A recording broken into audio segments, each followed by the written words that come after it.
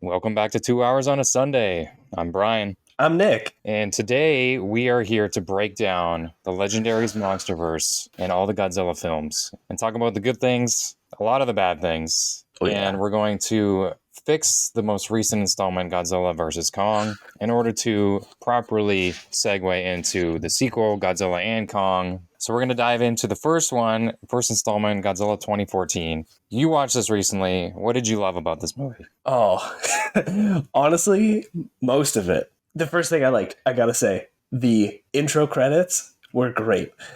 Setting up the the world as why Godzilla is there. The nuclear testing that they did back in the wars. I thought that was a really nice touch, and just the reel of the cast, and then they're redacting information all around it. I thought it was a really good setup for like the mystery behind everything. People don't yet know what is actually going on, and for us it's also a big mystery. So it felt, I don't know, it just felt really solid. It was tense at the same time, and I thought it was a very good way to reintroduce the character or to introduce the character to new audiences. Right. I watched the original Godzilla, I'd say a year or two ago, and I got the same feeling from that intro from the original movie.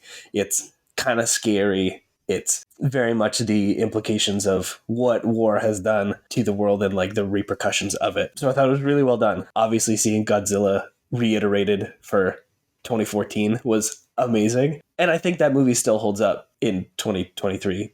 Oh, for sure. Um, like Especially with the it 4K remaster. Whew. See, I wish I could have watched that one. It was very dark, Yep. but I still got the idea. And the story was simple and straightforward. We had some obviously really good performances.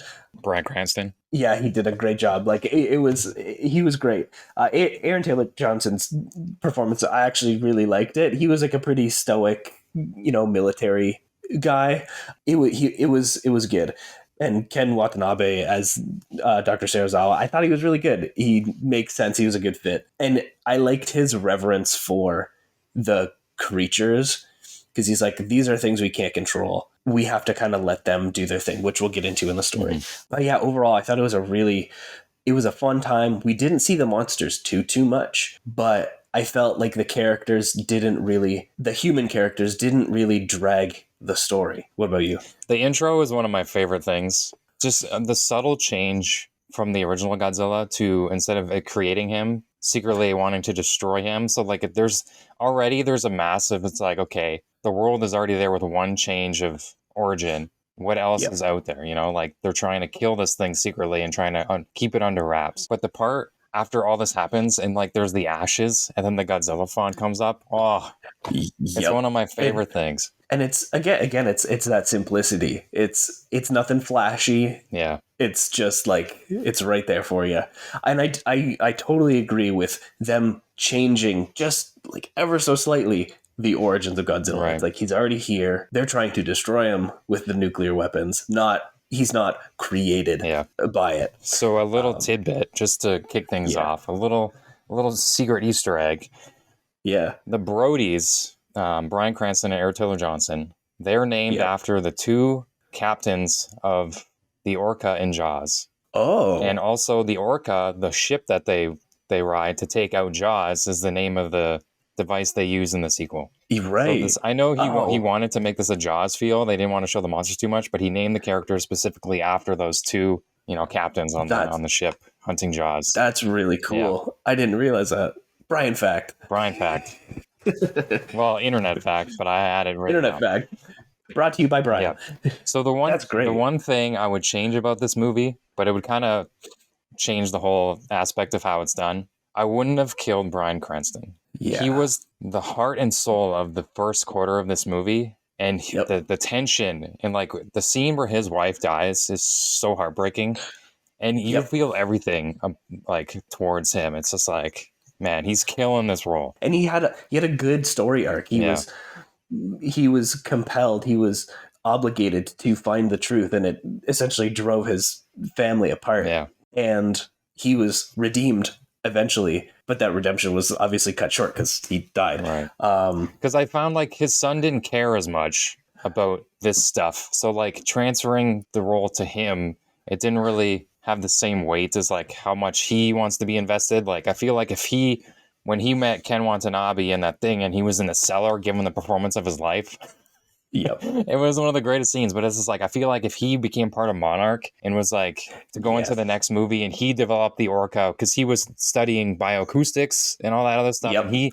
and him and Ken Watanabe would have carried that movie in order to like they would have had this headbutting thing of like Ken probably would have shifted his mindset into like he didn't want to destroy any of the monsters, he just wanted to find out who covered up all this stuff and like something's happening that they're hiding, right? Yep. So I just think Yeah. like the transferring to the son, while his story was like good, we're just using him to follow the monsters around. It didn't have the Yes. same weight as Bryan Cranston's. Like he was the most compelling human character, and like he had such a drive because they promoted it as Bryan Cranston versus Godzilla.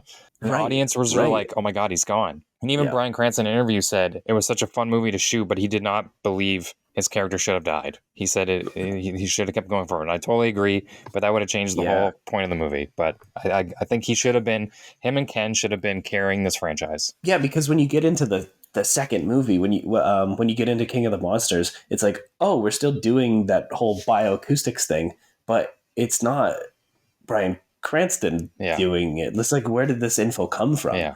It's kind of like, it doesn't matter. And we'll get into that because there's a sole reason why those characters are there, and we'll get in when we talk about the second movie. Moving on to Aaron Taylor Johnson goes to break him out of jail, and they're going to back to their house. It's so interesting. It's like everything is quarantined, but like when he takes his mask off and realizes that it's all clean air. It's just like he knew it, this whole time. But there was an Easter egg. I don't know if you noticed in probably your version because it was so dark. But when they were in their house and he was looking through his photos and stuff, it pans across a fish tank. Yes. It said Mothra on it. Yes. Yeah. And there was the little cocoon in there. I thought that was so cool. Yeah. The scene where they first get into the quarantined nuclear area structure when they first see the cocoon, as you would call it, of the new monster. And it's just like the way they did that, like the power of the EMP is such a cool ability for this monster, and it creates such a different dynamic. Yep. But you totally believe it because like these monsters are like, they're outworldly, so they can give them whatever power they want. But it was such a neat thing because tech is such a forward prospect in today's world. It's just like if you shut that down, we're totally useless, and we need Godzilla to save us, which is basically the whole point of going into the why Aaron Taylor Johnson's character is needed, because he's a bomb diffuser and he works with the originals where you have to program them by hand. That this movie was great at illustrating to us that humans are wildly dependent on technology or electricity in general to be as capable as we are in a modern setting. Having that reliance on Godzilla to defend from the Muto, I thought was so cool. Because it's like, oh, we're toast. Yeah. Because that EMP just fries everything. Yeah. It was so neat. And then to discover there was two of them. Yes. Crazy. Yep. Another thing I want to point out, because we're going to get into it later, is when they first bring in Monarch, Ken Watanabe and his sidekick Sally Hawkins. I don't think she was needed. She's just like someone who just has to say things so Serizawa can like have someone to talk to, I guess. Because like he could have found out all this information. Yeah, she was just expedition. But like when they entered this one cave and they see the bones. Yes. So in a comic prequel comic, or like the storybook, the actual movie novel, that's a pre-Godzilla skeleton. That's like an earlier, Ooh, like a Yeah. proto-Godzilla. That's like neat. Before the one we know. It's like, because they've been around forever, right? And that's when we get into the Middle Earth stuff. But yeah, that's the bones of Dagon. Oh, okay. So that's a subtle thing. It's like, oh my God, there was like, these bones are massive. It's like, this looks like a creature. And there was like, you could tell they had the dorsal fins, right? Some of the parts, but it's like, this thing was huge. So there's clearly been other creatures before this that have come and gone. Yeah. But going into, I think one of the best, there's a lot of great moments in this movie, but let's start with Godzilla's first entrance. This whole scene was absolute perfection. I mean, your version was darker, but the 4K remaster just did this to perfection. Like you saw the dog barking, and then the little girl. There's always a little girl who notices something, and her parents don't care. They don't pay attention, but it's hilarious. The tsunami coming in, you see the water come up and everybody's running. It's crazy. There's like massive waves. And it's like, they don't show that for the rest of the movies. The impact he has when he rises from the water, the water levels rise. Insane. Yes. And then like when the army men shoot off the flares and you hear like the subtle like groan in his voice. Yep. And like it pans across how big he is and you see the scales. They find out these creatures. Yep. Because that was like his like thigh that you see. Yeah, I think, and you right? saw his hand. Yeah. Yeah. It's like, oh, okay. He is massive. Yeah. And then it cuts to Aaron Taylor Johnson again, and then the train lights come back on because the Muto just used the EMP and everything was down, and he was comforting that little kid, which was a nice moment. Absolutely. Yeah. And then it turns back on. They're heading towards this Muto, and then he breaks the train tracks, and there's chaos, and it pans up, and there's like explosions everywhere, and it goes inside the airport, and you see this bomb go off, and it lights up. This foot comes down, Godzilla's foot. It rises up, and like he takes this deep breath in, and he does this roar, and it's one of the greatest roars of all time. And even if you haven't seen Godzilla, I think you know exactly this roar. You know, it's so iconic. Exactly. But the biggest pain in the rear about this movie Tell me. is they cut it off right after that. Yeah. And I think the fault of this movie is they do it too many times. Because Yeah. if they would have given us maybe 2 more minutes instead of cutting to Los Angeles where Brody's family lives and the kids watching it on TV, if they would have given us 2 minutes of that fight and then have the Muto fly off, that would have given me satisfaction because Godzilla doesn't show up for a long time after that. Right. So I think instead of cutting it right after the roar, which was like, everybody was like, oh my God, it's because if you think about it, it was 45 minutes into this film. And we finally witnessed him, and they chop us off. Oh, it hurts so bad. But you can kind of accept it because you know it's going forward. Right. But then we get into the middle part of the movie with the whole them wanting to move nukes because they're trying to draw these. They find out these creatures are attracted to radioactive, like radiation. So they want to move these nukes by train. So then the Mutos are kind of hunting that. And that's where Aaron Taylor Johnson's Brody comes in, where he's kind of following along, trying to get back home, and uses the army as a way to get there. The whole middle section of the movie, you're right. It's very much like monsterless. Yeah, because you see tidbits. You see the Muto quite a bit. We see it a couple times. We see the male and the female, and they're interacting. For me, I was actually like satisfied with the change to, again, the human perspective, even though we just saw like Godzilla for like 2 minutes. I don't know, not very long. Because you see him and the army's following him, and they're like beside him with the boats, and he's like swimming in the water. Yes. That part's really cool, but that's really the only part you see of him. Right. Did you feel when you watched that movie, did you like lose interest at all, not being with Godzilla as the main character? Not so much, because I knew they were saving something, but I wish we would have got a little bit more in the middle of like maybe still following him. Because the Mutos, they're trying to set up this new species because no one knows what they are. So they're trying to develop, and like they also want to follow Aaron Taylor Johnson because he's really the only other main character. So that's why they pitted against him. But I think they could have used maybe one more extra scene, but then they would have cut us off anyway. So I think it was fine the way it was. We just having the Mutos kind of guide in the destruction of that. Yeah. But like, Godzilla, it's like he should have found them at some point before coming back to San Francisco.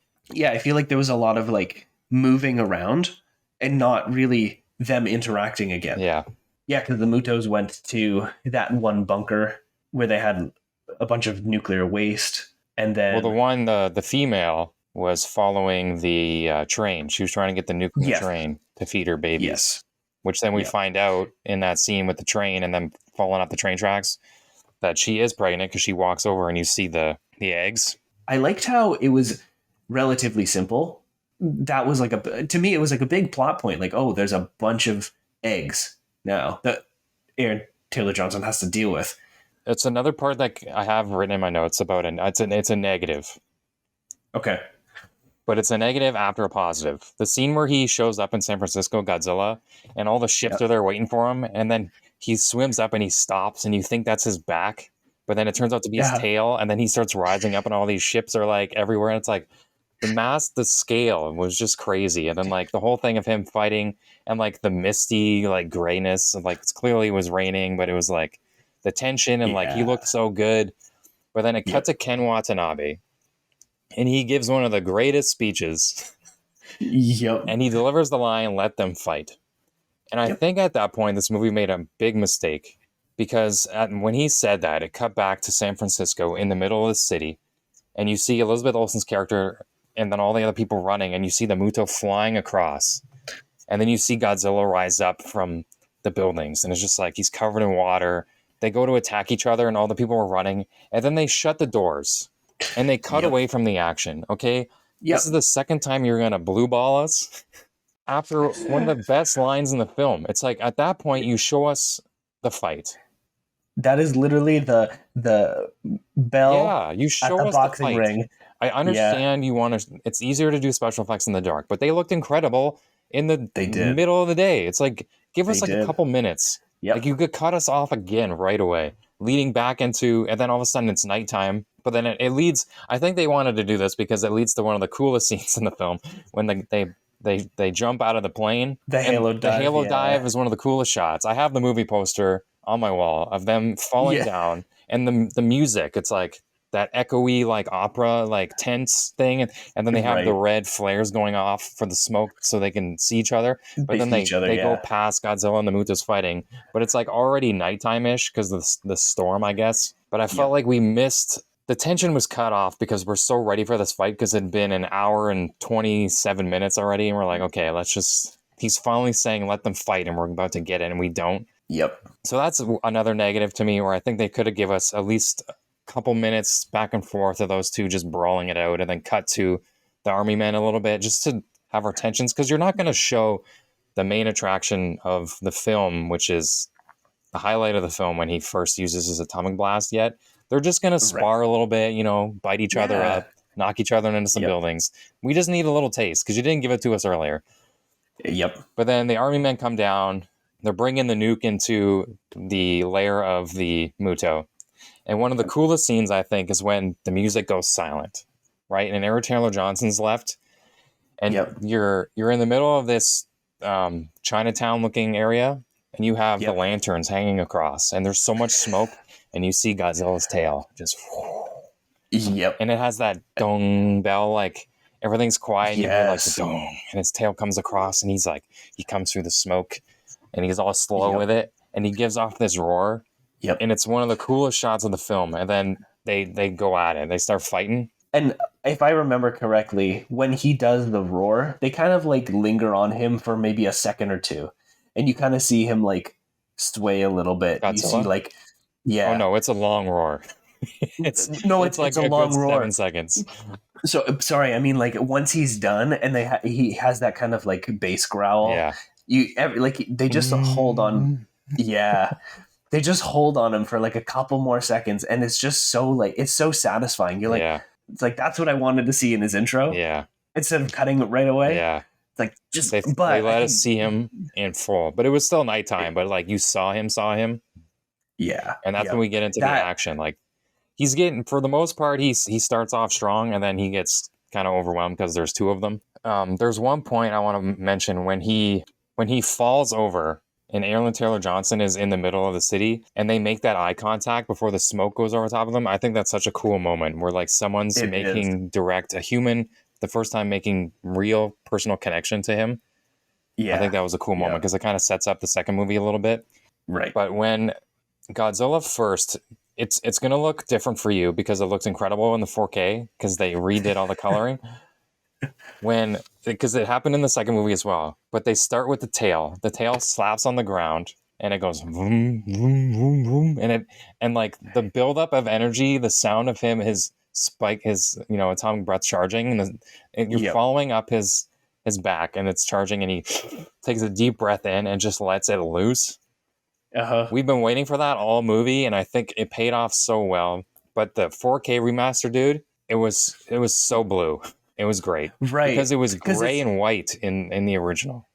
It's like a hint of blue. You're like, I know it's blue, but it's like it's just not gray there. white. They really dialed back because they took the muddy filter off the whole movie in the 4K, and they really contrasted the colors, and it's so blue. It's not as blue as the other two movies, but like you could tell they needed to fix that, and it was such a good moment. It's like, oh, I remember the crowd like going crazy. So getting back Yeah. to the fight, after he blasts him with the atomic breath, there's kind of like a moment where it cuts back to the army men kind of bit, and then it goes back to him fighting just the one with the wings because the other one's distracted by the bomb. And when there's a look Godzilla has as the Muto's flying towards him, and he has this like snarl he does in Godzilla versus Kong where it's like, okay, I'm so sick and tired of you. And he Yep. does the tail whip, but he sends this thing through a building. All the beams and everything just go like right through the Muto and he dies instantly. And it's like Yep. Godzilla's like, I'm so sick and tired of these things. And it's like, I'm ending you right now. Crushes it, but then the building falls on top of him. And it's like, Adria was like, man, he can't catch a break. It's like, nope, he can never. He's a win, and then Right. and the building falls on top of him, and he just needs to catch his breath again. It's like a win and a loss at the Yeah, same time. It's like, because that's sorry, when dude. the scene where I mentioned where Godzilla looks at Aaron Taylor Johnson in the streets because the building fell on top of Yeah. him, and he's just like, you can tell he's absolutely exhausted because he Yes. hasn't fought anything and probably like he's just been Exactly. Yeah. he awakened into the bottom. He's been sleeping for probably decades or Yep. centuries, maybe. Yeah, because there's been no other threat No. to pose to him. So yeah, he's been asleep. So before we finish off this movie, the final scene I want to talk about is when Aaron Taylor Johnson has got the nuke on the boat, and he starts the boat and he starts to go away, and then the boat, all the power goes away, and you're like, uh-oh, the Muto Yep. is right, because the Muto's there because the army men's are fighting and whatever, but then he's about to get munched, and then Mhm. all of a sudden the Muto stops, and you hear a crunch, and it pulls back, and Yep. Godzilla has him by the shoulder, pulls him Uh, back, takes his face, rips open his mouth. The and beam atomic launches up, breath him. atomic breaths right through the center of his Oh, body. that was so And then his satisfying. head pulls off, and Godzilla's holding him by the head, like because his body Yep. is separated. And he just throws that thing in the water and gives a big old roar. Oh, so And then he good. goes to sleep. He falls over Yep. on the thing and he wakes up the next day. And that's where the movie ends. All the people all around Yep. him. And he wakes up and he goes off into the sea. That whole everybody in San Francisco surrounding Godzilla Yeah. to me is just like this is the new idea of Godzilla. Godzilla isn't this thing that humanity created out of war. It's like this is our protector. Yeah. And they even say For- that in the article. It says, or the news broadcast, it's like savior of our city, question mark. Right. And it's just a great send off for the movie. Some people don't agree, but I think it's the best one of the trilogy as an overall story. Because I agree. the humans, as we go into the next ones, are just I can't take any of them.